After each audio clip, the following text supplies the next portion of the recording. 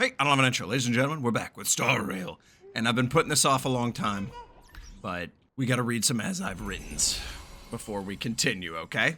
Yes, I know my Christmas stuff is still up. I'm being lazy, damn it. Oh, DonnyVick, look at the time. Have you eaten properly? I have today, actually.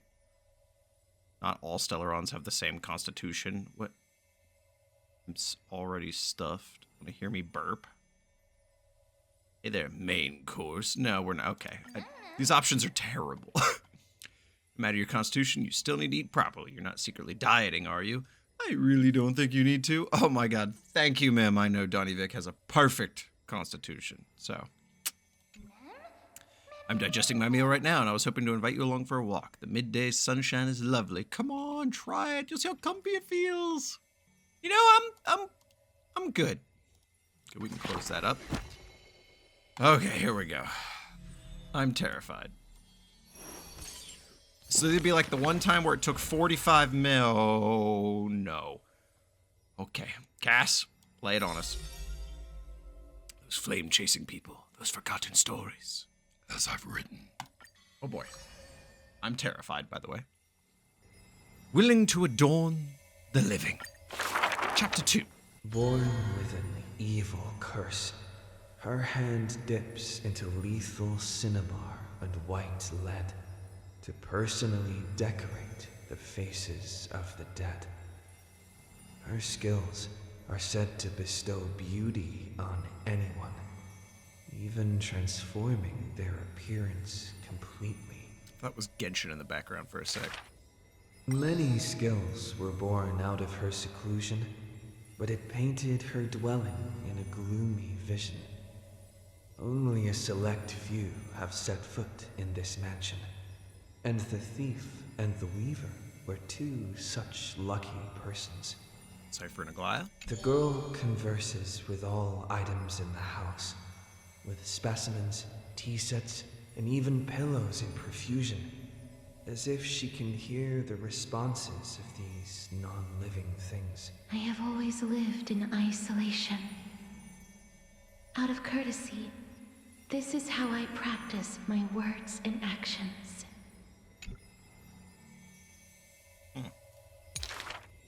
'Tis hard to believe her explanation.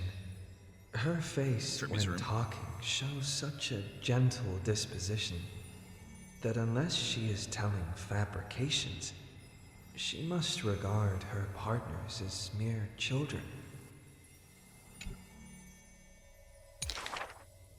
Thus, people passed these rumors down.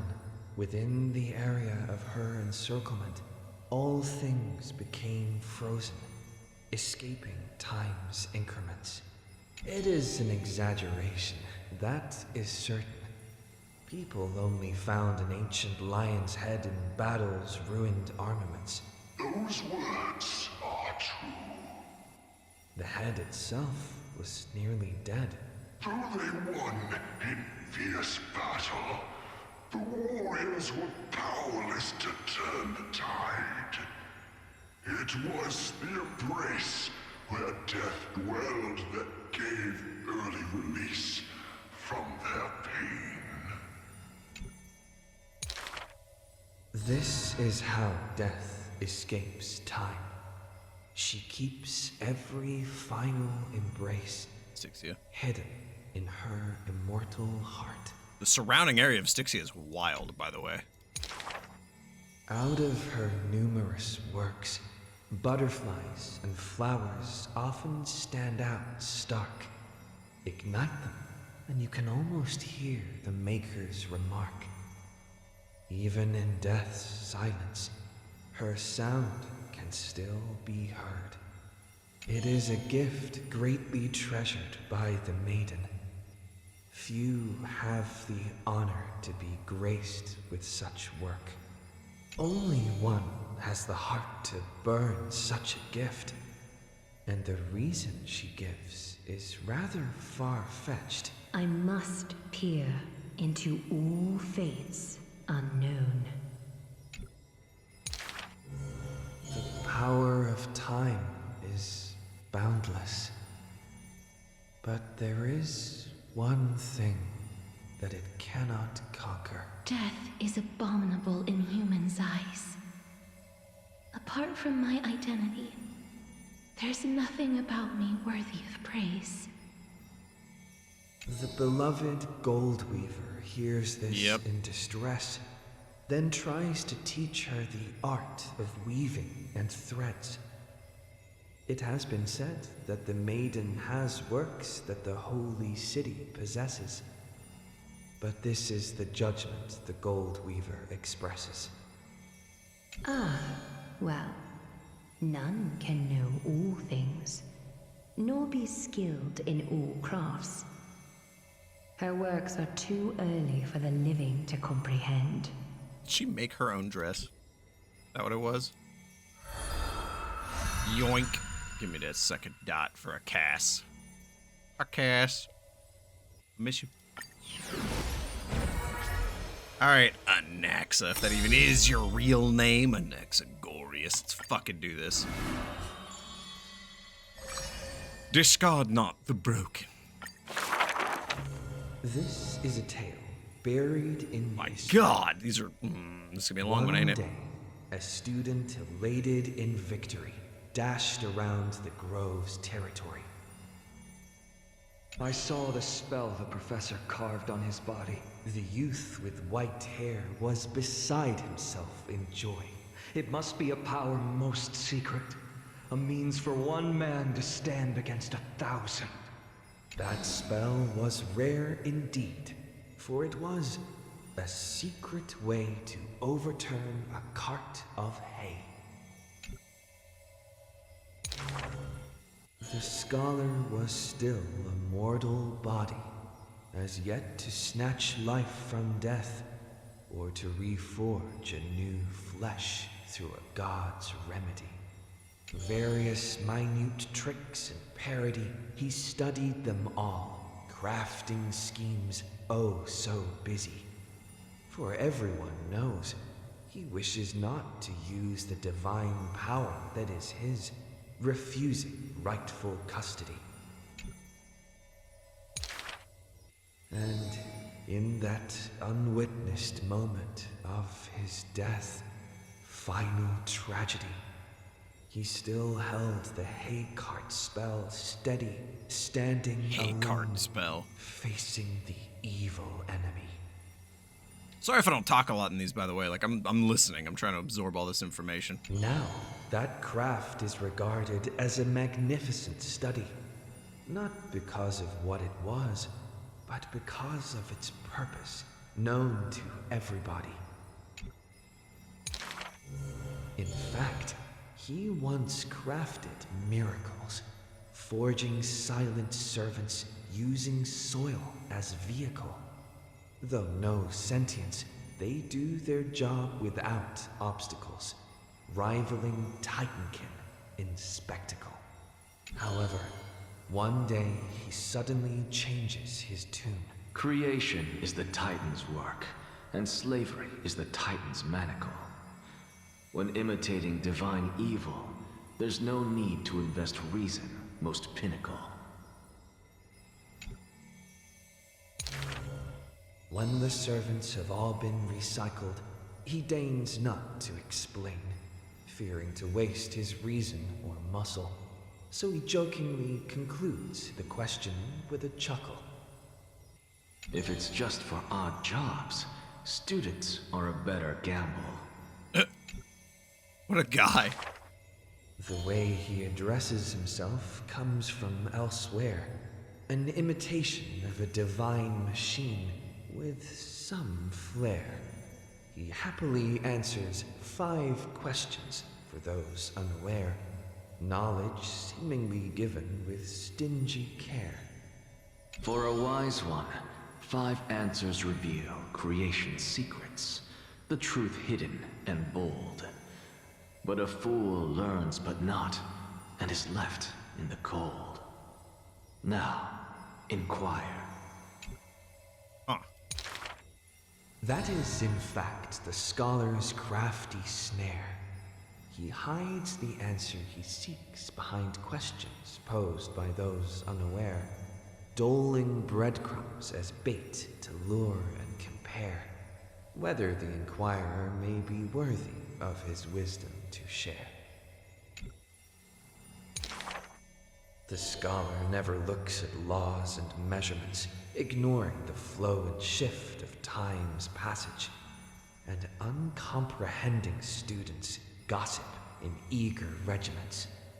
Why? Obviously to drag out class time as a statement. The student's answer seems rather adamant. He is panicked by the flow of time, for his work is yet done, yet to implement. The stubborn assistant interjects in a rare display of testament. This Sound like man Hyacin. is too arrogant, and he intends to desecrate Orynyx's accomplishments. It's the old The guy. passing sage from another school brings admonishment. Outside the courtyard, the gossip flows into the scholar's ear. He silently gives a grade to every question and argument, but none know the true answer, according to his judgment. Bam! Give me that second dot. Okay. And then, oh, we get to do Hyacinth's first one. Hell yeah. God, I'm excited for Hyacinth. StarRail has changed me. On the leaves, the rustling wind plays a melody as the girl looks over this courtyard petite and exhales, gently dispersing the palm-held blessings. The entire yard is lit softly, like a dandelion bathed in sunlight. Good wording on that passage. Hello? Is this courtyard a tad too small? It's okay, Clementine. As long as it provides warmth plenty. Denny! The girl makes the courtyard tidy, and in the Evernight lands outside the holy city, there is now a light curing soul's maladies.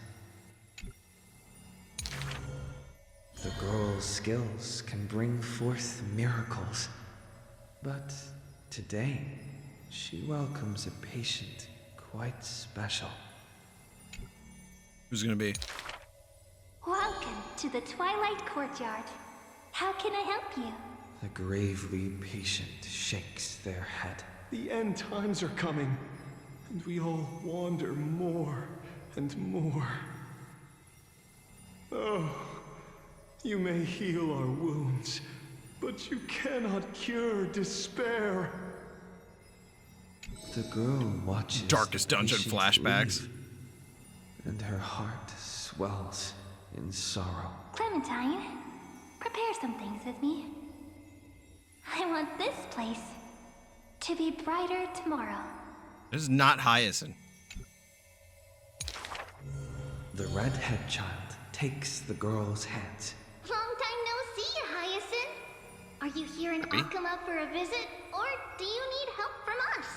The girl recounts her needs. I want some shining things, even if they are considered junk. The mem?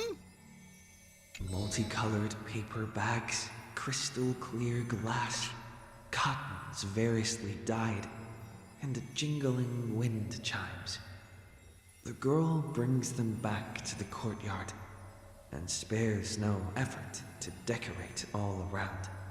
Only one line in this entire story has actually been Hyacinth. And when some fireflies wander in, the girl is all smiles. Little ones, thank you for your light. That's Mem. That last little light had that little tick to it. I recognized it. That has to be Mem. Patient returns here and opens their eyes wide. Multicolored dreams on the rooftop now reside, and the lawns contain the sweet whispers of sunlight. A soft breeze passes with no hint of cold, only serving to wake the playful chimes and ocarinas of delight. Of time? Wow, There's light everywhere. Whoa. What a warm place. Yeah. The news is soon spread by the grove, and people with empty hearts visit in droves. The girl prepares candies and tea and listens to every visitor's complaints. People say there was once a star called the sun in the sky, but now that Crazy star sentence. is no longer there. People say that Aquila took away the world's light, but they still left behind a heart bright to illuminate this happy dream in the night. Weird rhyme scheme right there. Like the blizzards in the month of mourning doth calamity fall, burying warmth and dawn's calls. Orderless tides swallow up the grove of reason, and that tiny healing haven is also extinguished, broken and barren. When the girl, far from home, hears of such grave news, the wind brings to her a moment of confusion, but it also evaporates the tears that briefly sparkle into being, and the girl still smiles, bright and happy. Okay. Soon, the people of Akama see once again the girl collecting more pieces and tokens, wanting to rebuild that pure haven. But she never realized that wherever she stood, she herself was that holy courtyard, that light-filled haven. Oh, it's so sweet. Oh my goodness gracious. Did this happen like right as all the voice actor shit was happening? Because Hyacine only talks one time in that whole thing. The rest of that was mem. There we go. We got a couple more of these. God, there's so many missing. I have no idea what the hell is happening. 2, 3. We have 4, 5, 6, 7. We're halfway, but we're not halfway in this. That's a terrifying thought to me. Okay, that's... Oh god, mem, hey. Everyone's stories are so deep I can't keep up. Does DonnyVick understand them? What is a god? What is a god? Someone like me. No, potent. It can't be right. If that's true, then why are there so many strange gods? If there was a god who ensures Mem never loses her fur, would that be considered omnipotent too? It's a fickle theory, Mem. But still, I don't quite get it, so let me ask it another way. There must be a difference between gods and us, right? Otherwise, why would anyone ever want to become a god?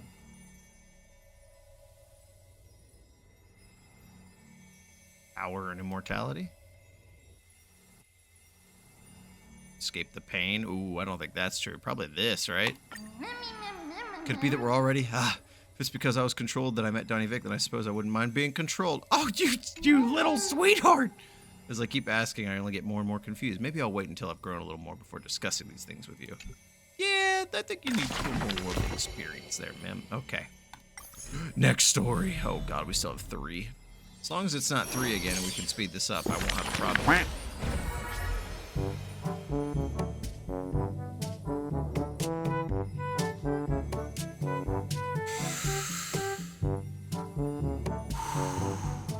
This is definitely about to be its own episode. Naxa. We'll save the cipher one there for last. Oh boy. Expose the divine. Do not make him your enemy, even though he may seem frail and weak. When a valiant warrior from afar assaulted the grove, he shattered their strength with only his eyes and pointing stick. He sent them running, pride cut to the quick. He may seem cold and unkind, but he sees through human emotions with just a peek. A student was troubled by love's trials and aches.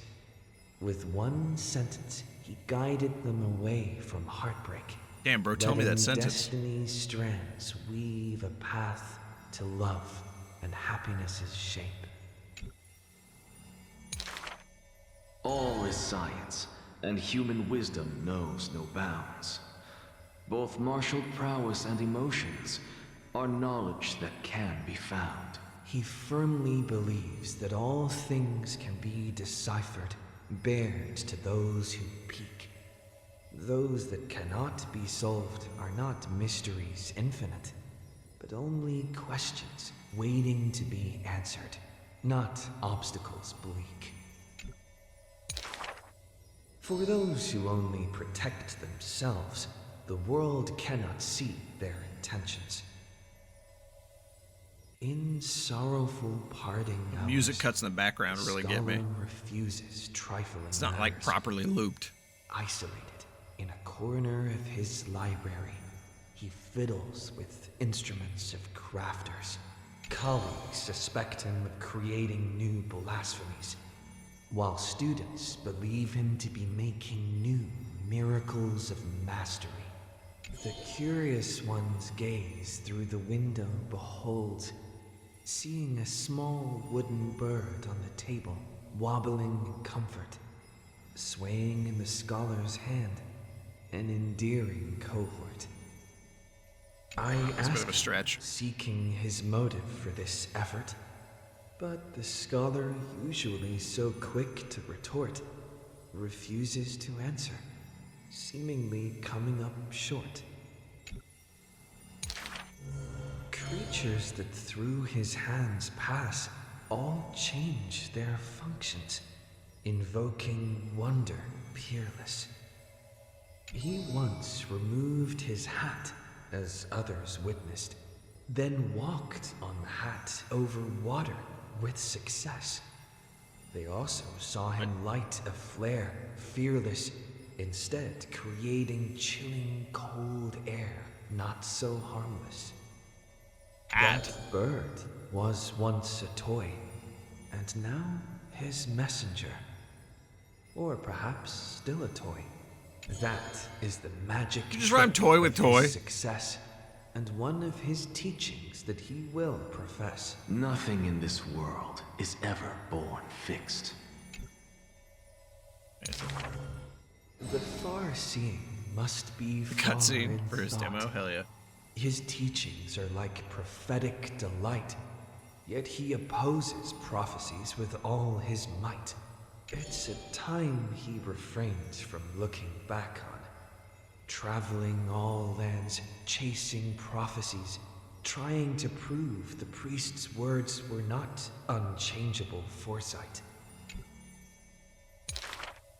Countless times he exhausted his crafty sleights, wanting to rescue the doomed and resurrect whites, wanting to shame the prophesized heroes of magic and might. Is it a Might and Magic wanting reference? To sway promised villains to a course more upright. Perhaps fate could not guess his goals, but it could trample over his plans overnight. At the end, all his challenges flicker out, but he persists still in endless plight. His ambitions are too lofty, and so failure follows him never too softly. Through moments of defeat felt increasingly common, the scholar learned one thing he has never forgotten. Respond to Fucking defeat, music loop in the back. smile haughty, not from optimism, nor from a defeat of the heart. I thank this misfortune's severity.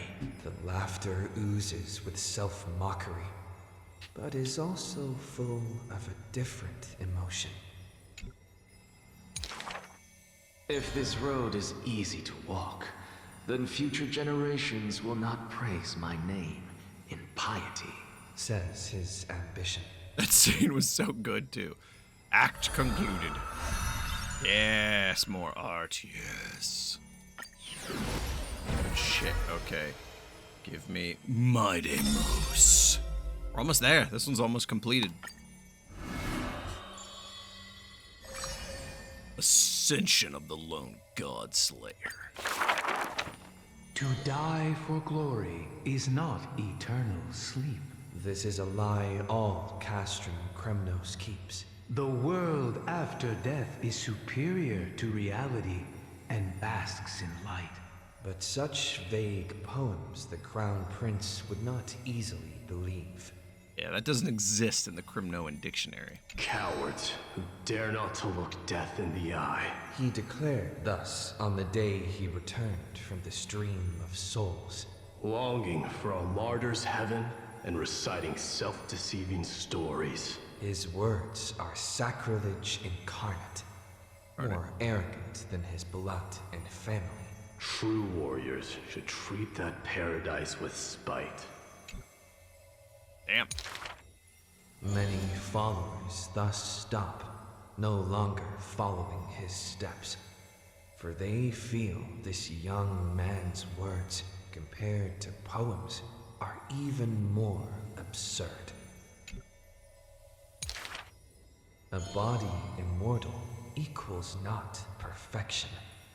The man braved dangers endless, simply to seek his weakness.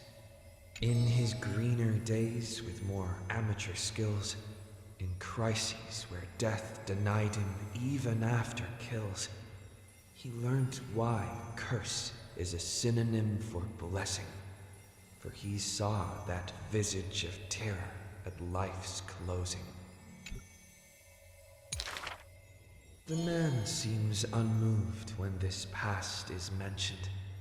Having braved death 9 times, he who was once lacking now excels above everyone else, still rising.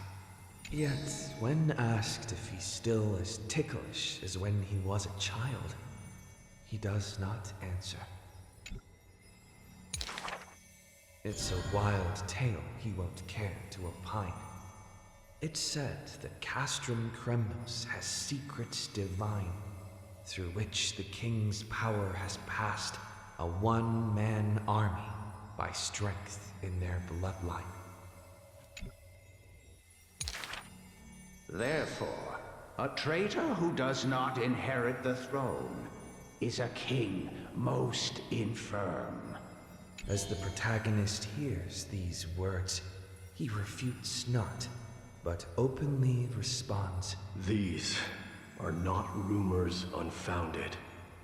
But will they matter if my deeds eclipse those of all other kings, achieving glory beyond? And this is to go even further beyond! Fuck yeah. That is basically Super Saiyan 3 if he was like a buzz cut. He seizes all our glory.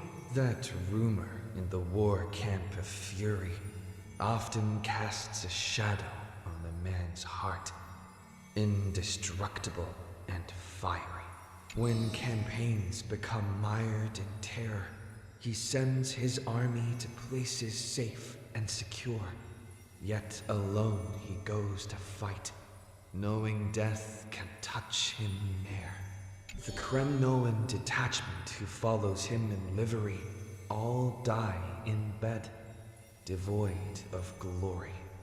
They have their share of grudges upon death, but the man has no regret, none necessary.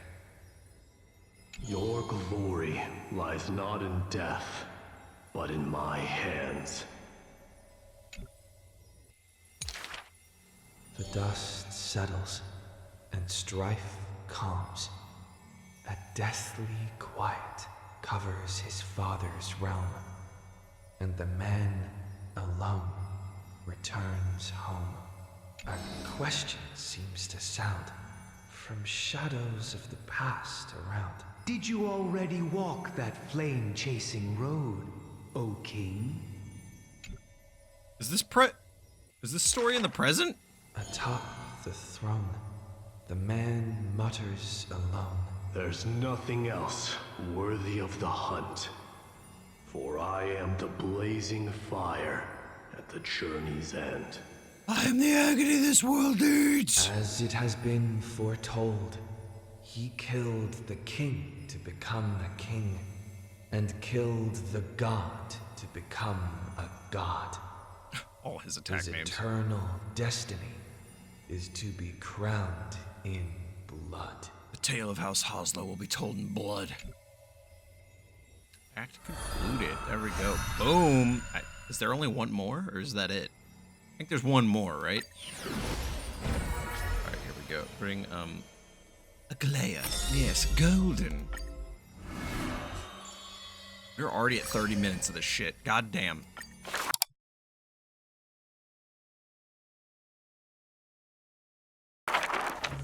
In the past, when strife swallowed the earth and schemes disrupted the hearts of friends, the maiden who was yet a weaver was wrapped in a cocoon most grand, untouched by the storms sweeping through the land. She spent her youth in a palace of romance, surrounded by treasures, with even maids beautiful beyond belief, often bathing in the praise and admiration of wealthy nobles. Till warfare set the threads aflame. Blaze? And the devoutly praying priest was slaughtered Flashbacks every time. before the altar. The family, adored by all, perished before their courtyards, and the blood of her maidservants dyed her golden mantle red. The golden threads covering her eyes snapped, and the concealed truth finally appeared firsthand. Before a strong wind, a weak nobility cannot stand. Golden. In the long, endless war, the Gold Weaver family was shattered by the sword, and the legacy of romance became a tragedy. She had a broken mansion and an empty house.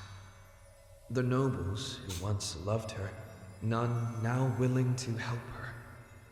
All the romance, talent, peerage, and beauty, what use are they in a disaster? As she closed her eyes in melancholy, the maidservant pushed a broken loom to her earnestly. Miss, would you like to pick up the shuttle again and weave for me? The young miss wanted to laugh, but could only respond with shock. For the maid's face was now covered in scars, as she fought to protect her mistress's safety.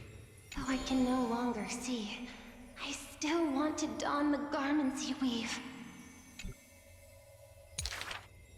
And yet, when she heard this, the desire to weave overcame her fears.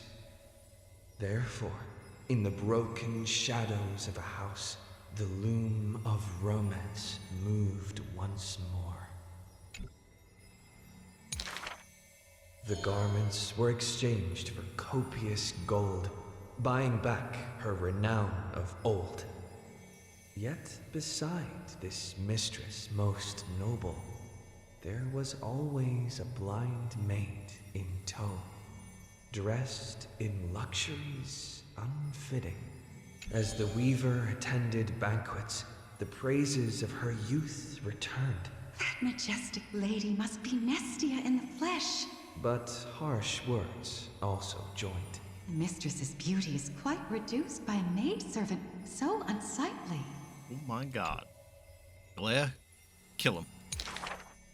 The maidservant apologized in embarrassment, lowering her head. My mistress, I have brought you shame. Yet her mistress brought her to the middle of the ball, having her garbed in the latest dress as the model. She now knew that praises and ridicule were both untrue, and that romance cared not for beauty of the face. The golden thread of gods exists only within. Is this beauty? Genty, where you at? She is no longer that helpless girl. Where's Adrilla? She already carries the gods' authority, and walks the hero's route. But she still cannot hold back the calamity of strife. There are Genti on Amphoris to meet Aglaya. A little late for that now, but hey. The unsightly maidservant blocked the dagger aimed at the mistress's soul, and blood once again dyed red something she wove. That was the last time in her life the maid's face she clearly beheld. When sewing the death shroud, she could not control how her fingers shook, often pricked by the needle, sharp and acute. Thus, that pristine white cloth wept with tears of blood and gloom. And when the day of the funeral came, she saw the commoners' endless graves, and the nobles dressed in silk, frolicking in the groves, and sadness overwhelmed her in droves. Is this the destiny unleashed for their act of chasing God's core flames? She kneels before the divine statues and prays to Nestia of romance to look at these garments soaked in blood from the flames of war. Why are those that appear so fair in fact ugly in truth? Why do faces unsightly contain souls cut from noble cloth? Why can the blind see the light? And why do those with eyes only see night? The dying god remains silent. If you no longer have the power to see, then with my destiny, She grasps the burning core flame. I'll exchange for eyes that can see everything. Warm liquid flows from her eyes that now see all. In that instant, she is sure that she saw the manifestation of beauty. Adrilla? Oh no, that act doesn't conclude right there. Oh, Hoyo, you absolute teases. Is that why Adrilla's missing? She got trapped on Amphoris? Is that why? She became the god of romance on Amphoris? Alright, Cass. Heart unwithered. To the dead, when she bids farewell, she casts the slate into the fire, an act futile. I have never heard of lands with such customs. At this time, something drizzles down the slate, full of colors, seemingly tears for the Reaper of Chills. It turns out the slate is inscribed with poems, and every phrase is diligently colored with skill. Before people pass away, I write down these poems. That is the limit of the girl's answer, and she only responds with silence for requests to read these poems. As time goes by, she finally opens her petal-veiled heart, and the reason behind her reluctance to show her work is finally clear. My poems are still too green. Not worthy to be art. It stems from the girl's shame and discomfort. It seems the girl once also loved to imagine with effort, and many wild tales were written on her part. A misunderstanding was what made her cease this art. It was a pair of arch-enemies who gained fame in the war. One of them burst into laughter after reading the girl's poetic words. He and I clearly wish to kill and tear each other apart. But in your eyes, You think we are close, unable to part. She did not write poetry as a pastime. It is said that she left great works under hundreds of names. In different times, she even criticized her previous beliefs, making her identity even harder to assume. That's crazy. Could you imagine if you lived 1,000 years, leaving like your own like footprint behind, and you like looked back at yourself like 200 years ago, when you very much would have had different beliefs and just been like, God, what was I thinking? I still found her weakness after many twists and turns. No matter how fickle her thoughts, she never lost faith in those words regarding the value of fragile mortal lives. She is heartbreaking and enchanting. She is the fingertips of death and the ghost of love and poetry. However, those poems have brought her many complaints. The poems that her hands composed all lack an ending of any kind.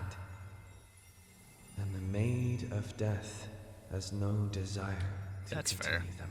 This is truly difficult to write. The girl excuses herself. My duty is to lead the living to the end. I cannot think of a fitting end for a poem to the dead. Such is the epitome of lies. One who's grown used to death remains inexperienced with farewells. I clicked too quick. Therefore, I extend her an invitation. In this story belonging to herself, she can leave an ending reserved only for her. Okay, maybe I didn't. But too quick. What she brings is not only death. She thus replied when we first met. And when we meet once again for the last time, she again deliberates over this closing statement. Apart from death, there is something else that is worth remembering. That is the journey she walked.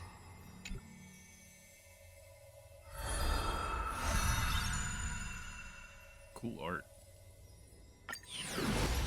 Alright, finally time for the body contortionist thief, you freaky ass cat.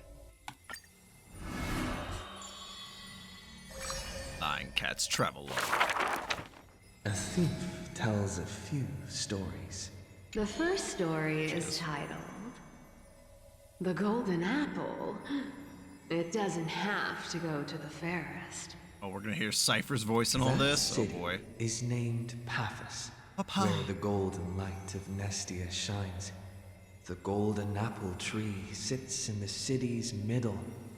Only the fairest can pluck its apples. What in the story of Atlas and Hercules' labors is happening? The beauty pageant begins on time, as the fair ones stretch their supple arms, trying to pluck the fruits above their heads. Yet every time the apples come within reach, a breeze blows the fruit away without a trace. The audience in displeasure disbands, with only one girl left standing there, her features bland. Yet to her surprise, she finds her arms full of golden fruits, a harvest grand. Oh shit. So it's on the inside that counts. The story is titled Trying to Argue? Don't trick yourself, please. That city is named Idylia, where Circe's roots bury deep and wide. The sophist scholar holds a tortoise aloft, but his theories, common sense bereft. Oh god, what?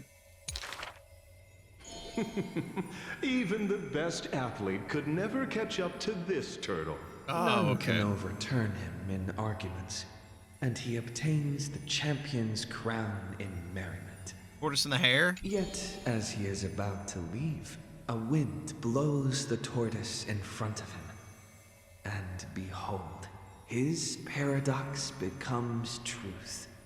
To catch up to the turtle, an entire day and night he spent. The third story I will tell is titled, A Competition in Trickery. Who do you think is the Grandmaster? What are these That titles? city is named Dolos, where even Zagreus was once tricked. The king promises to reward the perfect lie, wishing to recreate the deceit of the Titan, his grand feat. I think the world is a gourd. In truth, we are all already dead. The liars take their turns in the challenge. What world is it? But no one pleases the king.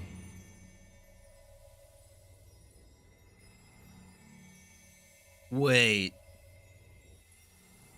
It kinda is a gourd, because it's a Mobius ring.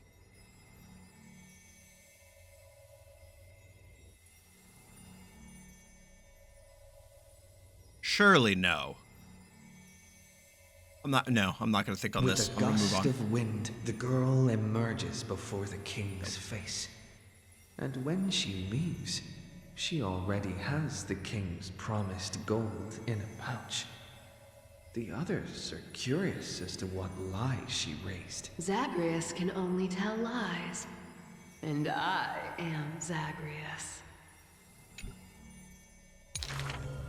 The fourth story is called, You Like Money. Good. But you must pay the price. Oh, this is from the beginning, the That opening. city is called Voices or something? I can't remember it. Demised, where the sea breeze intoxicates the people with delight. A wealthy penny pincher prays to the Titan. Please give me the power to turn anything into gold. Midas? Is that what's about to happen here? Also, why is everything with the ocean like basically Dionysus with revelry and celebration? With a breeze, the rock wait in his hand for turns what's her to name to show up. gold. But his joy is fleeting to behold, for with one embrace, his wife turns into coins, Midas, yep. scattered on the soil. He howls at Fagusa to retract the blessing, but sees a girl in a hood in passing.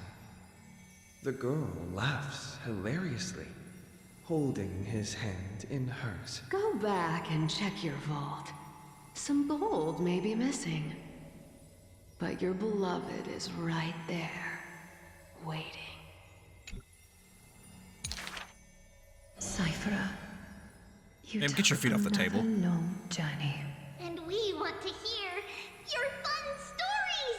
Trippy! The girl with the hood dangles her feet in the bath as 2 coins dance and fly between her fingers. Basically, I visited 4 places, tricked them to my heart's content, and came back fully rewarded. Bah.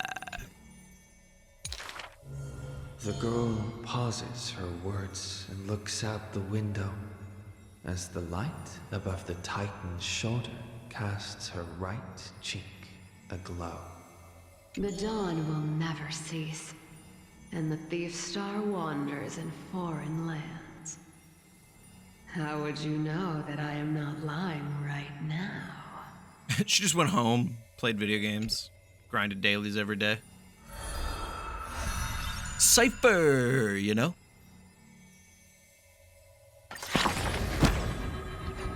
Dear God Almighty. Oh, we're almost done with those. Oh my God. This is crazy. Memmy mem mem mem mem. Cass, only at the very end did I realize she was nothing like the rumors. Really curious, is everyone like this? Having a side that no one else sees? Is DonnyVick the same? Maybe. I always remain just as I was when we first met. I too have quite a few different sides. I'm curious about your hidden side. We'll only know when the story's over. Wait, does that mean DonnyVick's story will end? Then I won't be curious anymore. Don't let it end. All things have to come to an end, ma'am. Right now, I'm not really in the mood to dig too deep. Cass's story is steeping into the next chapter, And I can't quite explain how I feel. It's like sadness, but also like some strange sense of relief. Definitely. If someone were to ask about us, how should we tell her story? She did everything she was meant to do. Death couldn't stop her from loving. Maybe it's not over yet. You trying to comfort me? Honestly, it's okay. In future stories, DonnyVick doesn't have to go out of their way to avoid any endings for my sake, okay? Even though every story has an ending, I still wish everything could start over again. So, wild statement on Amphorius. Okay, write the story again. 2 more. Please only be like 1. My God, please. Already at an hour. Here, let's just finish Aglaeus. Just finish Aglaeus. Let's go. This is gonna be a whole episode by itself. This is gonna be a whole episode by itself. She can see the most delicate colors, the most distant contours. She can see the most secret desires, and through the most perfect liars. But being able to see everything is the same as seeing nothing. Countless mirages and cacophony surround her with stimuli plenty. She's a zoomer's casting dream. her into another kind of blindness overwhelming. So she soaks herself in the bath. Golden. And lets her golden thread Golden. go beyond the palace. When the water drops on the thread, vibrate and shiver, she closes her eyes and listens to the echoes silently. She hears how a mother's feet were wounded for treading over too many stones, and is soaking her feet in the hot water bath. She hears children playing next to the pools, and someone is saying loudly, I heard that the Golden Goddess also likes to visit the baths. Me too, man. She's used to bathing alone at the start of the hours of lucid or parting. Her golden hair spread in the water like a throne, like the scattered golden threads, wrapping her again in a cocoon. Janus's holy maiden silently walks over, scooping up water to wash the weaver's hair, as if cleansing the bough of a laurel tree. That is when the one who sees the core flame finally knows. There's no difference between a demigod and a true deity. The golden blood that congealed through divinity only in this heavy heat can temporarily flow, and let this golden butterfly feel a fleeting warmth, just as she had once touched her own face. Falls the final tear her eyes will ever produce. Teacher, I had a dream. She recounts, like a young girl on a whim. The sound of the water repels all disruptions and speech. Such peaceful rest, such sweet dreams. She dreamed of how she was a naive, noble girl, ignorant of the world. She dreamed of the countless nights when she worked, in the courtyards she weaved. She dreamed of being before the vine-covered temple, where the wind blew by in a violent stream. Lastly, she dreamed of the prophecy that she heeded, how the ancient sound came through the 1,000 waves, and could not be heard clearly in her dream.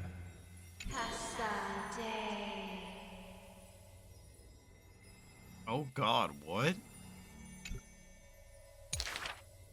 The dawn device is always glittering, and birds are always chittering. The children of Akima like these kinds of songs. Why not trust in the promise of an era Chrysia unending? Like how children believe in fairy tales passed down unceasing. But Will the dawn device truly shine forever? Will the voices of songbirds not one day turn hoarse? In the golden bath in times gone by, she pierced her eyes, for she saw the all too dazzling future of everyone. That future was nothing compared to false promises.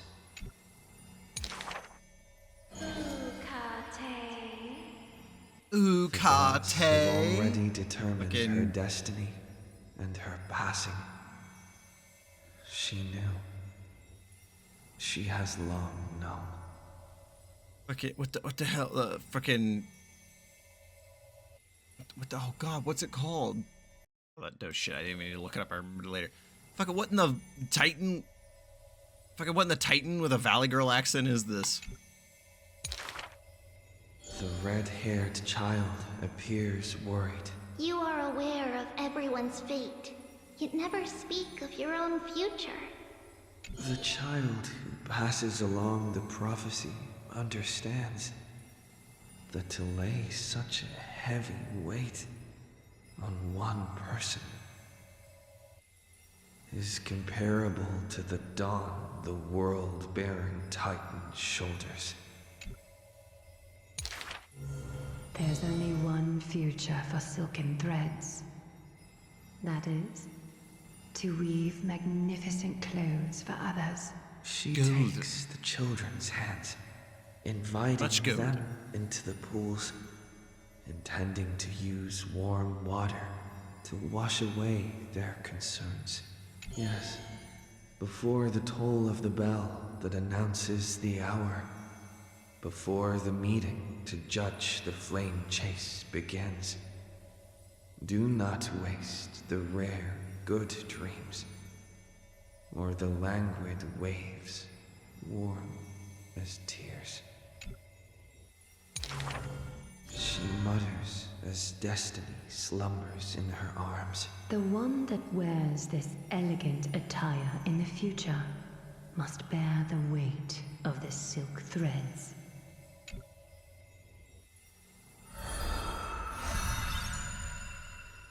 Boom.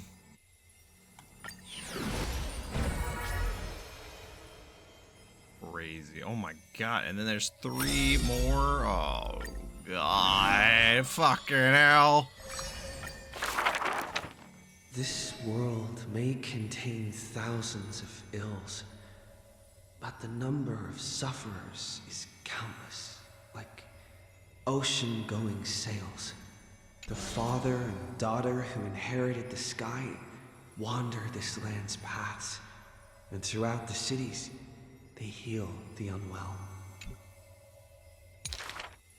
Heirs of the sky who once reveled in martial might, why do you now soothe the world's blistering blight? The doctor responds with a smile as he cures the injury's agony. Father, why did our ancestors revel in warlike might? Because they only have a sorrowful past of lamenting wails. Then why are we here, soothing the blight? Because we have a future that needs protection still. The priest who parts dusk from dawn collapsed the sky and sealed her wings, and dwells in a place where time itself mends, bearing the promise to return to the Zenith Supreme. This is the Twilight Courtyard's story. And the father tells his daughter the tale of their line, next to the bonfire lit in the wilderness where winds pine. Oh man, why did just that sentence, the bonfire lit in the wilderness where pine, that resonated with me so hard, I got chills. I grew up in the woods, so this is like from the age of 0 to 18, I was in the woods. So I love this sentence right here. Though he had told this story many times before, the light in the girl's eyes still shines. Maybe I will return to the sky one day. Or maybe that is not to be your fate. Ooh, who's gonna tell him? The blessings of the sky were passed down through generations of their heirs. The brawn of the Titan who molded stars granted a boon fitting and fair. Perhaps the girl with heroic blood in her veins will be accompanied by thunderbolts and the sun's merciless glare. Childishly, she recited the words, Oh, sky, heed my wishes. and thunder and heat did not descend. She only saw a sliver of gentle, warm flare, wiping away mortal exhaustion and others' tired airs. What a gentle blessing. All said that she must be a savior saint, bringing light to the land, even if faint. But where the girl's eyes often gazed was the wine-dark sky, gloomy and bleak. The god is also sick. That grand longing to save the world may be no more than the girl's feeble dream. But her father treated it as his greatest treasure and taught her all the ways of potions and creams. That girl therefore always accompanied the gentle master of healing and repair. And she brought glowing faint light to the night, dispelling pains and mending the world's pitchy blight. Father and daughter often rested in the silent courtyard under the giant tree. Yet today, at that place, only one solitary figure can be seen. On that night, the healer spoke to a visitor throughout the night. On that morning, he bid farewell to his daughter for the first time. He will heal the ill at a faraway place where the end of days approaches and no family of his should follow. You have learned the craft of healing and understood the blessing, but a light more radiant still is needed to heal the entire world. The departed healer never returned, and the girl never left. And that rather lonely courtyard stayed silent as it was before. That's rough. That is rough. Oh, Lord, it got a little dusty there. Whew. Good thing none of these other ones are gonna be sad. Please. Oh, God. In Dolos' suburbs, in a tiny weaving workshop, the silk-weaving old woman busies herself within as her smart child wanders outside on a whim. The silk pours from the loom, some bright as the dawn, some dark as the night.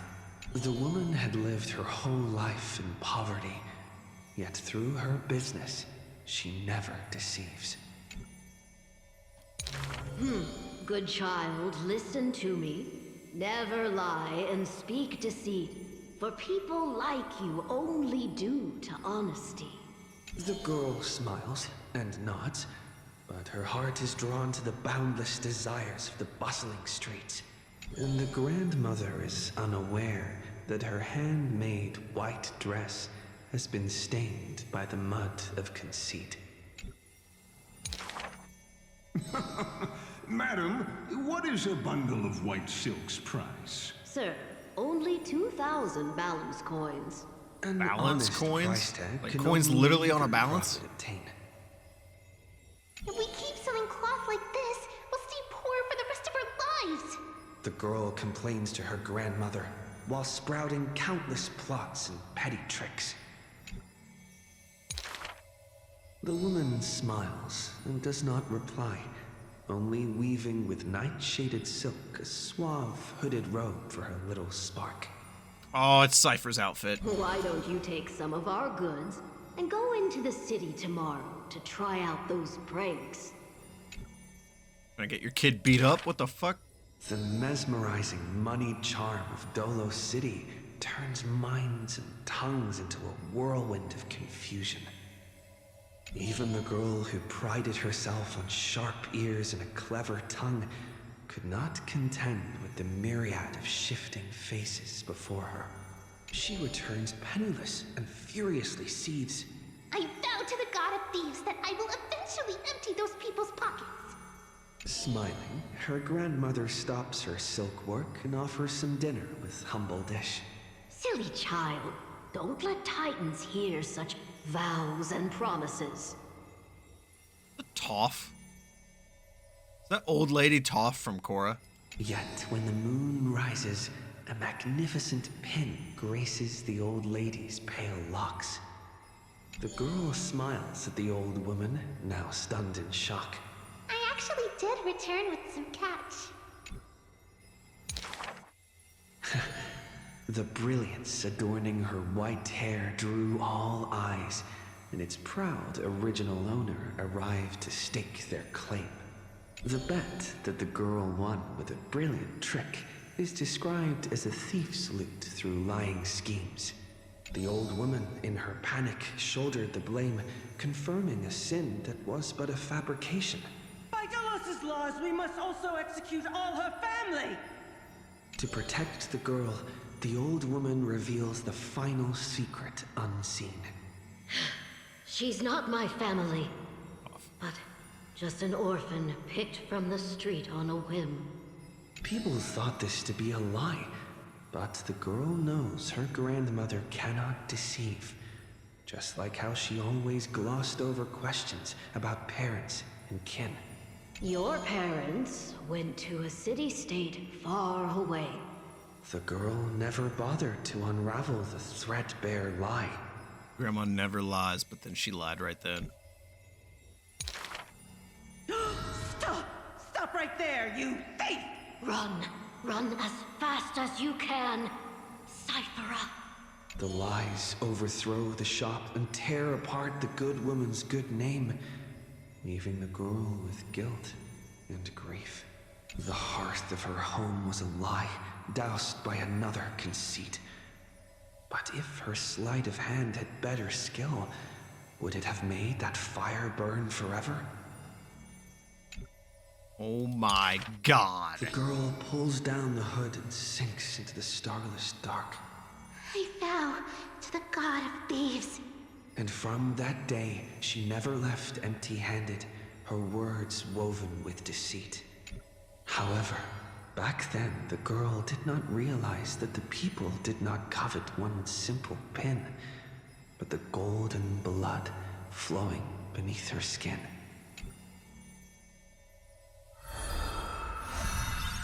Crazy. Alright. Dear fucking god, last one of this one. Einen. One-way journey from the past. There are no swords here, only farming tools. Facing the ambitious boy, the shopkeeper kindly explained. Even a rake would do. Let its worth be judged by the verses I compose with it. Oh god, he's a fucking chuny. Many days later, the wounded child stood upon the scorched earth, and silently he buried the ruined tool. For that was his first sword. And on the day that the black tide came, he broke the shackles of fate with that weapon true. He fought the black tide with a rake as a kid? Let go of my beard, you white-haired rascal. No! Fine. You win, okay? That was the first victory claimed by the boy, a victory often mentioned in later years, and yet he never treated it with shame. I understood something thanks to his fear. The Such a others binding hold quote. their breath, waiting for his thoughts, but he only gives out one response. The victor must stay focused, and success will come when you work on nothing else. Those words became the foundation of his existence. Knowledge is also a power used to smite. While studying at the Grove of Epiphany, he etched this into his heart. So he devoured thousands of books, skimming through to glean the martial powers of might. But unenlightened wisdom is merely dust. And when the next calamity approaches, all he recalled is flight. Thus, his books are always worn into shreds, for each book was read endlessly till he remembered every detail slight. When first arriving at the holy city, he was no more skilled than a soldier, except his ambition. Even the deliverer from the sky must have their beginnings in the soil of the nations. The elders in the holy city scorned, casting him into barracks in derision. But none expected this new recruit of unknown history made his name in one mission. Some asked him, which teacher caused such improvement? He answers with countless names, including the Inquirer's own. Only one who treats the world as their teacher can bear its eventual destiny. Those with golden blood are bound to succeed. The golden heroes are born as gods, beloved. Such words echo in the man's mind. Yet he knows glory is not where the journey begins. He misses the buried rake, worshipped the enemy with the long beard, mended his tattered books, and polished the barracks' dust-covered gear. What forges a hero is not destiny from above, but the long journey that follows. Fuck yeah. Now he stands here and looks back. And his past twists into a winding path. The long road to the sky stretches ahead. And towards the blazing white sun, he pens down Deliverance's name. Opening trailer? It's always confused me too. Splattered gold on himself? I don't. Dear God, okay. Aglaea's is done. Everyone else is getting close. It's been an hour and 15. How many more do we have? Oh God, wait, Mim's here. I heard that before reaching the end of their light, the followers of Min would offer their most beautiful creations. Would that be for Aglaea? Finin. Though I haven't seen it yet, it must be just like Aglaea's other works. Golden, beautiful, warm. Right, Mammy. Oh, right, DonnyVick. Are there other stories you've experienced on your journey the same? Always growing more serious, never feeling at ease? I see that we must become the exception. After all, we promised to always remind each other to stay optimistic. Please remember that no matter what. In any case, I'll remember all this in my heart. After all, their stories deserve to be told and retold, right? Yeah, trust me. How many more? Please, God, how many more? Last one, please.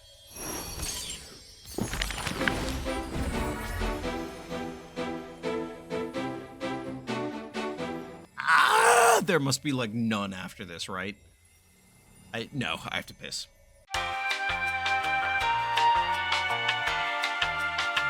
Okay, finishing Trivios.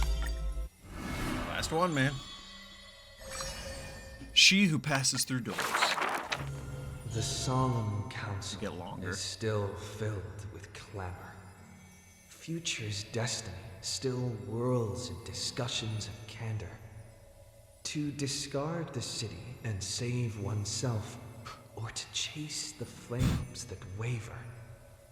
None know the choice that would lead them to a place better. I fear. How can mere mortals defy the gods? I worry. How can mortal bodies reforge the world anew?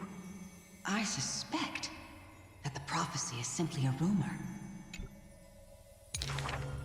In the distant past, the Holy Maiden brought the first prophecy to all city-states. Hearken to the sounds that the doors whisper. In the name of God's proper hope she will give to humanity. Though she falls into confusion, she will bring guidance to this world in vigor. Overthrow the gods, it declared. Of the previous journey, she will always remain aware. The Queen of Laws lifted the flag to chase the flames flare. The tripartite prophecy guided all the world's heroes, all who dared. And building a new world was their oath of yesteryear. The earth roared for them. The tides surged for them. The scales of destiny shivered violently, then slowly calmed. The core flames of the Titans rested here, while the blood of companions congealed over there. The child led one hero after another to their end, but no end awaits her. No rest to prepare. Teacher, do not hesitate. The Weaver of Gold brushes aside the child's tears. The world still walks on the path you indicate. The prophecy still stands, even if the actors now different faces wear. Restore the core flames, it declared. I hate that. I hate it. The solemn council is still filled with clamor. Future's destiny still whirls in discussions of candor. To stop right there and seek peace, or to continue a work still unfinished. None know the choice that would lead them to a place better. Stop! We only wish to live life as it is, no more. Cease! Our achievements already stand tall. Rest up! We only wish to live in peace and prosperity. The discussions today are the same as those in times past. Retreating now will forever deny us the future. The child has already conquered her confusion and fear. No longer before the mists of fate will she cower. Hearken to the sounds that the doors whisper. She travels through myriad passages, burning with determination to once again bring light to humans through her endeavor. The children fly into the streets, wishing to encourage the residents' faith. Please, be not afraid. We will definitely bring you to a new home. Lady Treeby, Lady Treenan, please don't cry. Do not worry. We trust you always. Must be with you. Always. The matron wipes away the tears on the children's faces. The praying ones piously bless them in faith. The lost ones take the children's hands, just as the prophecy guides their path. Bear the divine authority, it declared. Quiet Treenan has little to say. Lively Trianne loves to play, and well-behaved Treeby roams around all day. The people's encouragement rings sincere. The Chrysos heir's companionship lasts through the years, and Mother's embrace warms up every dream. Thus the child understands. Thus the child accepts, though countless farewells on her shoulders weigh, though destiny's blood dries like clay. There will always be passageways, filled with warm sun rays that silently open to them in future and past days. And from them, a voice says, Forge miracles, it declared. Not the photo. Why does... Oh, the mom. Oh. Ah. That's not the mom, that's the OG Treeby, but why does fucking My Day in that picture have to be holding a lion? It's so funny. Okay, who else? Midemos. Let's finish you up. The light of glory unstifled. As always, to perceive the man's fury, one must do so 7,000 paces away. The Kremnos he guards is once again shrouded by mist. Rust, this is present blood, day. and fire are the ceremonial ode to the demigod. There is no one to witness or to give cheers of glory. The final Kremnos festival goes on without end. Dawn delivered. The victor shall embrace death and silence, and his glory will only be remembered by the defeated array. It's epic. Hello? For that man, laws and seals no longer have meaning. War and battle never cease for a single minute, each passing day indistinguishable, morning and night entwined. The corpses pile up, filling ravines, forming mountains strong. He carved time with peak's edge and counted the fleeting years by fires of war. Sometimes the lion would climb to the hilltop to look down on the world and search for friends in longing. The distant heavens and earth stretched vast and boundless, but their endlessness felt ever more remote. Like Nikador, he cannot escape Magnus's clutches. Guarding the city alone and embroiled in war, the murmurs of the black tide constantly sound in his ears.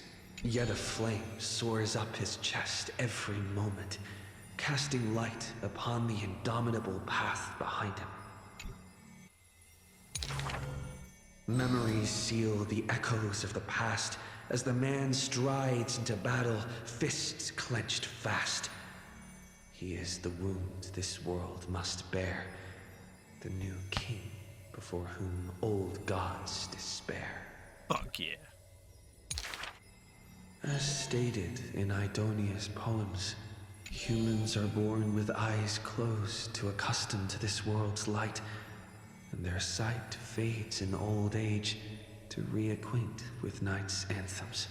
But the man did not bow to the decay of time, rejecting the lure of death's call. With each return from the brink of death, his eyes burn with fury, fixed upon his foes, until everything suddenly faded away, like a surging black tide swallowing all into nothingness. The world dissipates in the roiling black tide's requiem. Even the lion will one day die, a departure with no way back. With a sudden fall, his pierced chest hits the ground, and slowly flowing into the underworld is his golden blood, departing his system. This moment, bring the dawn. But that gaze, fierce as flame, never dimmed, not even in death, looking beyond those flame-seeking figures, reaching far toward the endless horizon. In the morrow sky, the stars will chant, "The lone king of Kremnos is called Mighty." His journey was one of ceaseless, eternal warfare, and behind him, he left a world ablaze with glory. Ablaze. Fuck yeah. Fuck yes, dude. Here God. Okay, now let's do the second to last of Casses.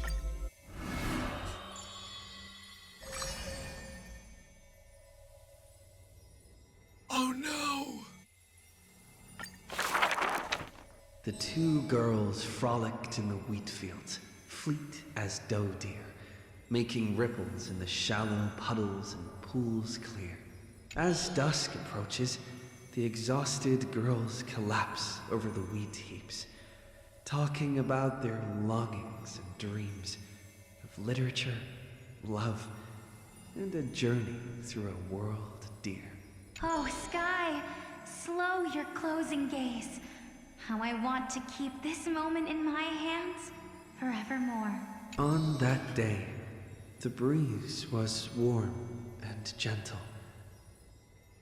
At that time, death was soft and fair. The broken-winged butterfly falls by the window, bringing with it a scent of melancholy. The girl looks outside. The golden wheat fields rolled endlessly, stretching to the horizon. Holding to the chair, she tries to stand, only to find her legs trembling and feeble.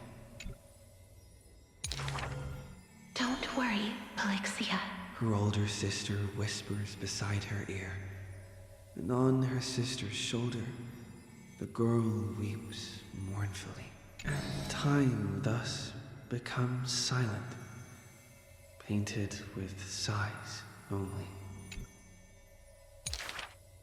When hearing the healer's diagnosis, the girl remained deathly still. Her eyes were already drained of tears, and her heart a wilted grave. Every time she has something on her mind, she would tilt her head and look outside.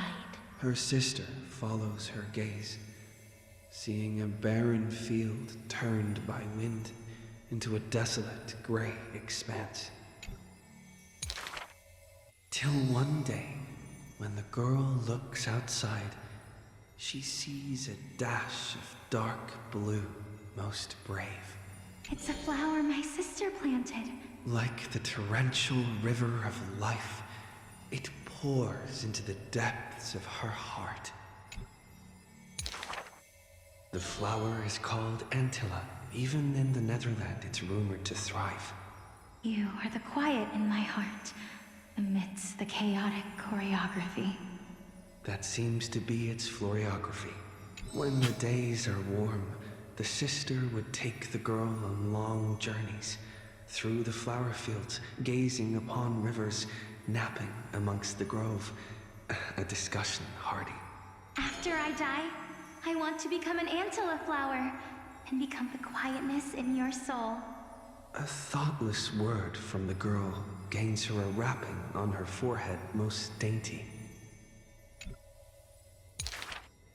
Do not speak of dusk when you have yet to see the dawn. Dew drops from the petals as wind pulls on the leaves, and the two of them sit in quietude. The girl asks for the means to tend to the garden, and while her sister sounds concerned, her heart is relieved. But the concern is well-founded. The girl tripped and fell into a mire. She gazed directly into the eyes of death in that dark pool, bottom unperceived. I've been the weight upon my sister's wings. Let this be where it all comes to rest. The girl gives up her struggles, only to see a figure pierce through the water's surface. I won't allow you to walk through the dusk alone, or enter the night of no reprieve. Her sister sobs without end, and the girl has to gently hug her and softly relieve. And then, this distant memory turns bleary, difficult to retrieve. I was gonna say, because neither of them can, well, the one can't remember. All right. And then her final chapter here. The river of souls flows to the other side, wrapped in the land's night. Broad, slow, an eternal and silent sight. It belongs to all in this world that has life, all of which flows downstream, converging as one. The master of the nether realm, Thanatos, enshrouds himself and the souls within the moon cocoon. The dragon, born from the cocoon, carries a girl, soaring upstream the river of souls, defying its eternal flow. Their connection flows tighter than blood, and the key that opens the netherworld's gates is the sisters' selfish plight. Back then, the boreal winds cut through to the bone. Back then, death was a bitter and stabbing fright. In the netherrealm, without an earth or sky, a flower named Antilla blooms, its beauty witnessed by but one soul. You are the quiet in my heart, amidst the chaotic choreography.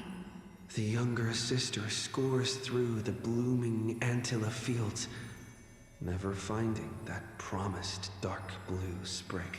She silently made up her mind.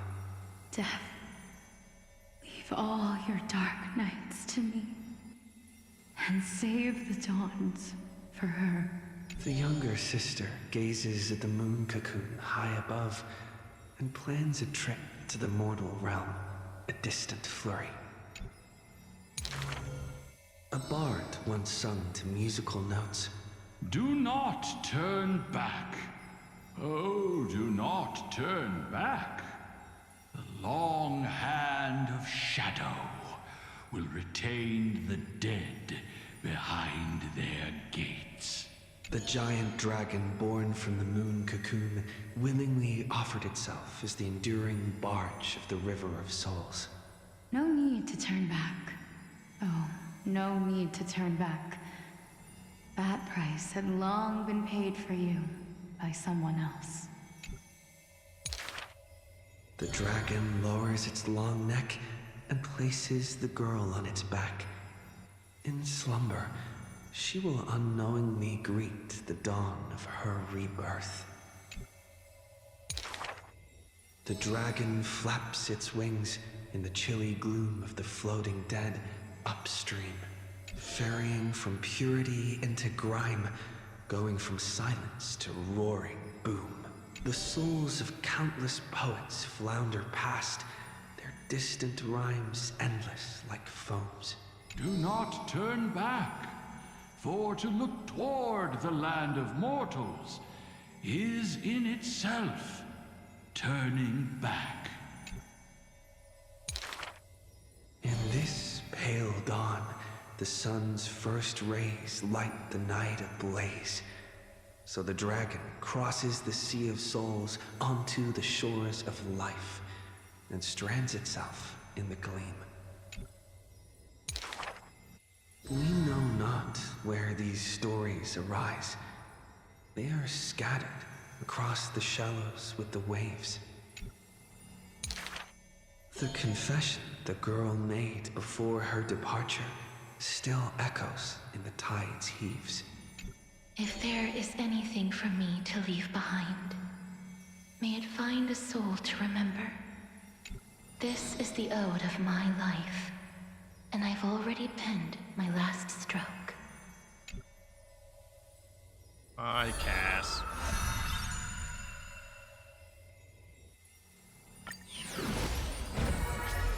Oh, that's sad, boys. What do we got left? Let's just do cipher. Cipher out here. Thief and the human. We've been doing this for an hour and a half. If every single scar equals a coin, then the girl always pursued would be worth her weight in gold. Deception, theft, and night heists. But her nerves failed her when it mattered most. The girl clutches meager loot to her chest and escapes, muttering curses, bearing her pain.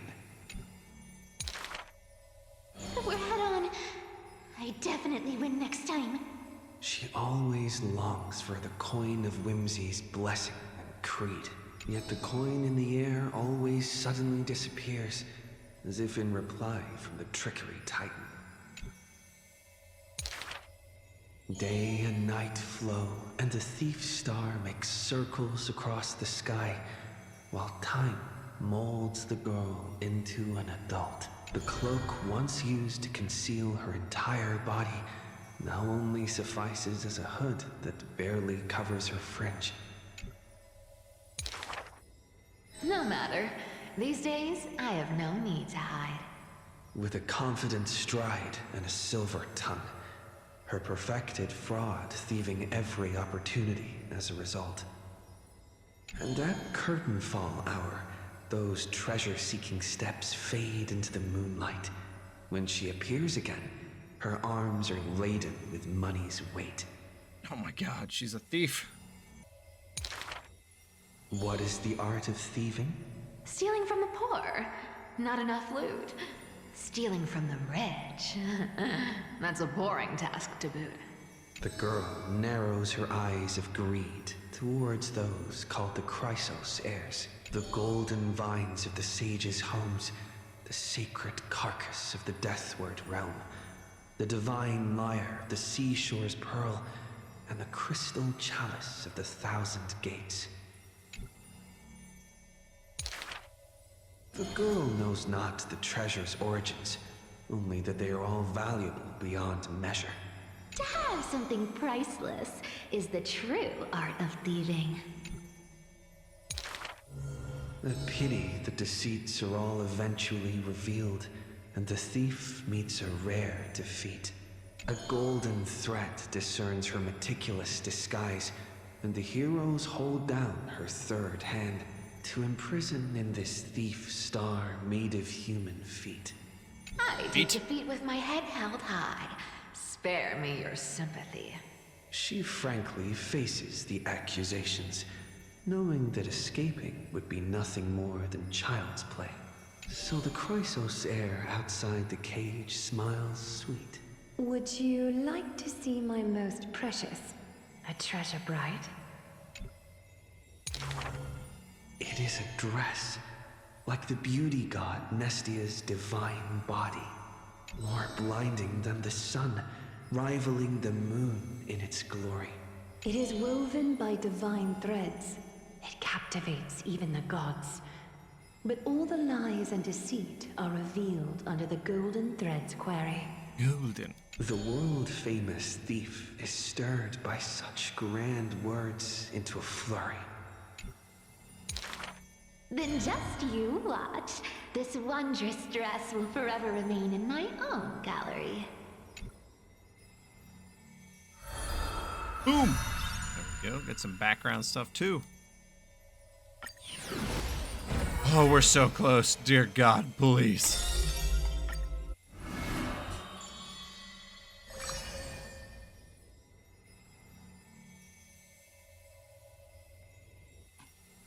Lose not.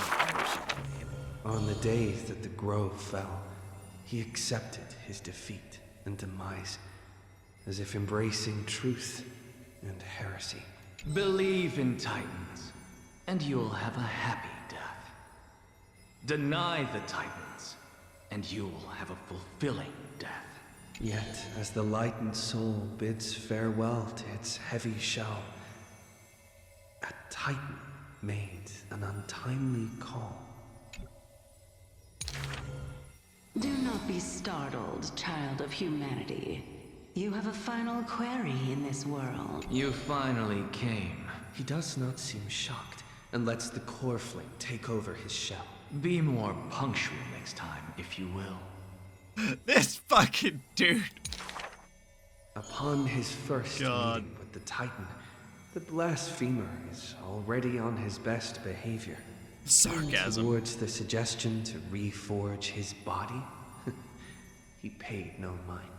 I have so kindly offered you the best body. So why do you insist upon your mortal imperfection? The scholar replies in candor. Only by retaining the various flaws. can my humanity be preserved in rigor? His form remains in the mortal realm, while his spirit walks the river of souls' shores. Between life and death, he fatigues. Dwelling in the child of humankind's thoughts and senses, the Titan cannot bear to remain a mere spectator. Why not ask me your questions, child of humanity? I am rich in wisdom, and shall speak with no ambiguity. As though an unspoken pact, the scholar asked the god about all things, feigning a humble quest for knowledge. Do you treat me just as a way to answer questions? A mere machine? The Titan got what they asked for. You should thank me, for good questions are rarer than good answers. Compared to the joy of a new life, the scholarly breakthrough carried home alongside death filled the scholar's heart with more fervor. He returned to the Scourged Grove many times, and the black tide followed. Despite his defeats, he never sought help or permission. But at every desperate moment, the Titan would eventually take over one half of his body. The union of man and God. A flawed and clumsy choreography. It happened but once, a perfect harmony. One man, one God, speaking in one breath. Stop stepping forward at the same time as me. The Titan once revealed the secrets of mixing life. A boon, seemingly a blessing, but full of malice. What a tempting bait. But that's not my desired chalice. Divine power is within his reach, but the scholar is not moved by that essence. This long and abnormal temptation is also a trial of elevation, for the sage can achieve all things, but shortcuts alone he abhors with silence. Fair. Very fair. Alright, last one of Anaxa. Teacher, in this tumultuous world, have you thought about your will? Danny! It was just a joke, but the scholar, still at the grove, answered with extreme caution. He has much to say about his posthumous affairs, exhausting all, fearing the smallest omission. Teacher, could it be that you fear death? The assistant asks in concern. It was a question needed, yet he gave no direct reply. Philosophy is the inquiry into death, and I have always considered myself a philosopher. It's for stone. The assistant recounts all of the scholar's final wishes, each mighty as a mountain, asking what seemed impossible. The tombstone must be made of my treasured rare stones, carved with Dromus patterns. But that stone is a miracle of alchemy, tough beyond measure. No chisel could have shaken. That's also his plan. The assistant softly reveals the hidden plot. He hopes that instead of shedding tears over his death, we will find it in us to smile, even in a moment of sorrow. Hyacine saying that. Great. It's rumored that in the depths of the grove, the scholar left a teaching ingenium, imitating himself to the utmost detail. Go back. The living have not exhausted their thoughts. Go back. The dead have no desire to teach their works. The ingenium's words are cold and detached, like the deceased man himself. But if you have no one to talk to, fine. You can sit and converse. Now the grove is no longer bustling, and the scholar has returned to dust. Thus, few in this world now know how he was also troubled by solitude in life. Someone once suggested, perhaps your ambition should also find its place among your final wishes. Pointless notion. He dismissed in derision. Unveiling the countenance of the gods is a task for the living. Perhaps that is his haughty position. Such a melancholy topic, yet he insists on feigning a twist, avoiding it altogether. What is tsundere? Perhaps these chapters should not be retained. Most are from the scholar's handwritten drafts, shown without his permission. Yet there seems to be a voice there in remonstration. It's just the past. What harm is there in revelation? Even in passing, his hubris still resounds in reverberation. The smaller a thing is, the more it shows its weight. Final moments. The more foolish my name is, the more glory my achievements will be in comparison. Yep. What a guy. What a fucking guy. Oh, dear Lord, the last one. Please. It's gonna be so many, isn't it? Oh, it's just one. Really? Okay. Not what I thought.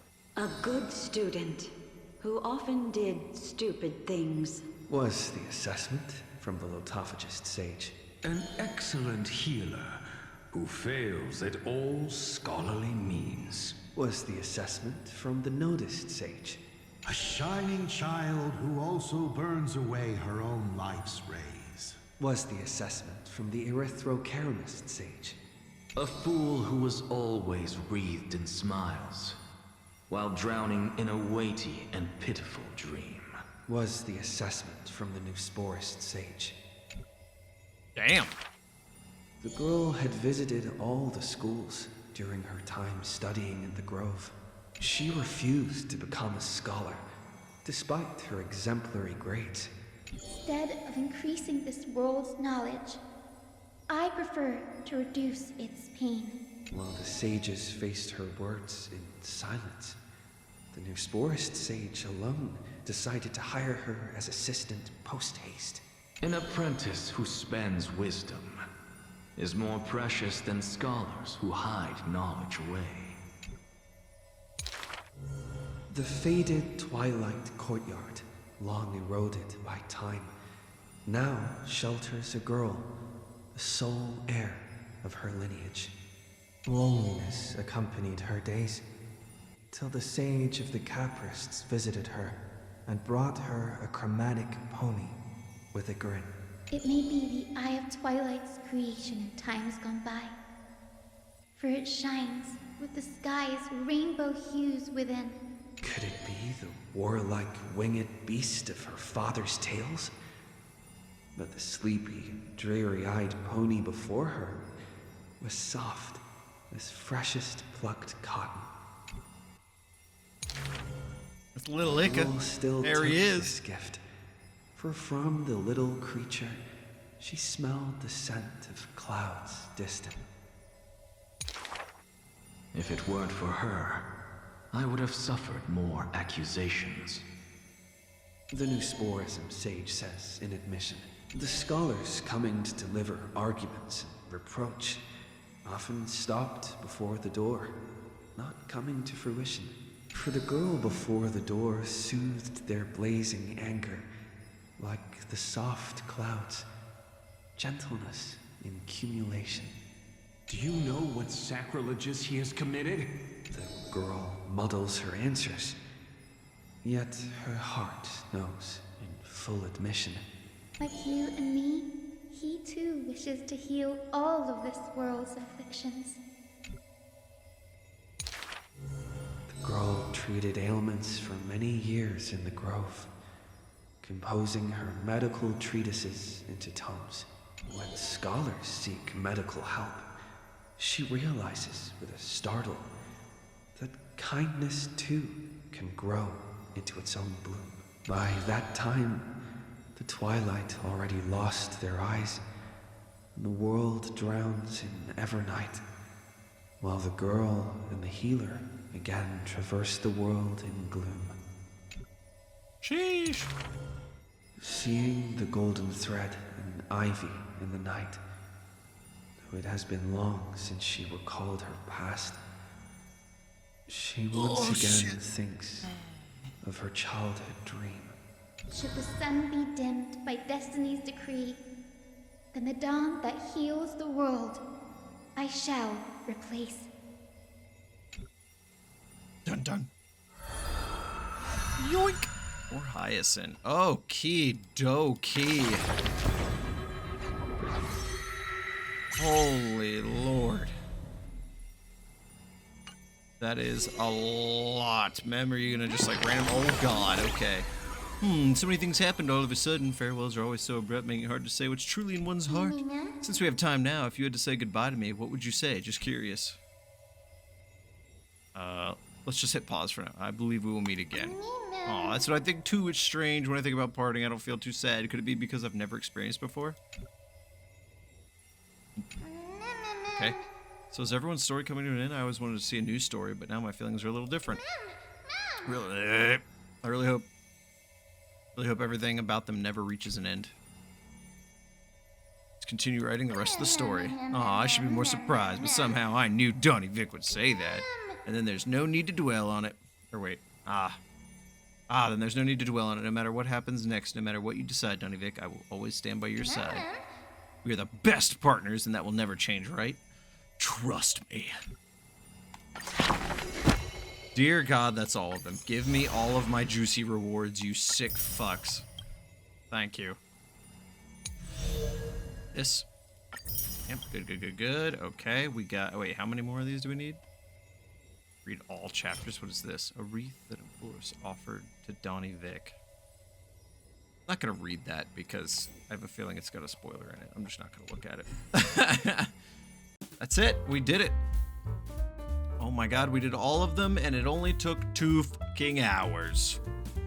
This is going to be a whole episode on its own. I'm going to go record a 3.4 right after this, but for now, God, I need a break after all that reading. Adios, have fun all.